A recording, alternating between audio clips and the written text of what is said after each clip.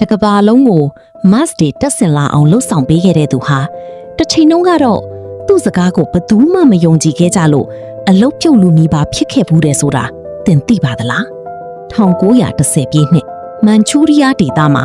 ပြင်းထန်တဲ့ကပ်ရောဂါတစ်ခုစတင်ခဲ့ပါတယ်ကူးစက်ခံရသူတိုင်းဟာ100%သေဆုံးခဲ့ကြရတဲ့အထိကြောက်စရာကောင်းခဲ့တာပါအဲ့ဒီအချိန်မှာတရုတ်အစိုးရက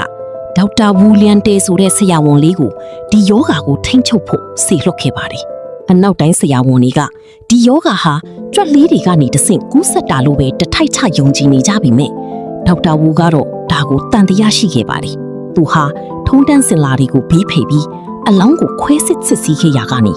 ကြောက်စရာကောင်းတဲ့အမှန်တရားကိုတွေ့ရှိခဲ့ပါတယ်ဒါကတော့ဒီယောဂါဟာချောင်းဆိုးနှာချီရကနေတဆင့်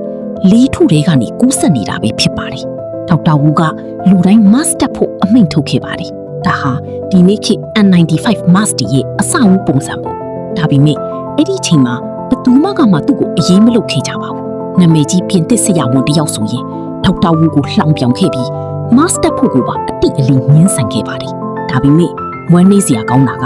ရှိရဲ့အကြမှာတော့အဲ့ဒီဆရာဝန်ကယောဂကူးစက်ခံရပြီးတည်ဆုံးသွားခဲ့ပါတယ်ဒီဖြစ်ရပ်ပြီးနောက်မှာတော့လူတိုင်းထောက်တာဝူကိုစတင်ယုံကြည်လာကြပြီး mask တွေတက်ဆင်ခဲ့ကြပါတယ်ဒါကြောင့်လေလူပေါင်းတောင်းချီသေဆုံးစေခဲ့တဲ့ကပ်ယောဂါဟာလပိုင်းအတွင်းမှာပဲလုံးဝပြီးဆုံးသွားခဲ့ရတာဖြစ်ပါတယ်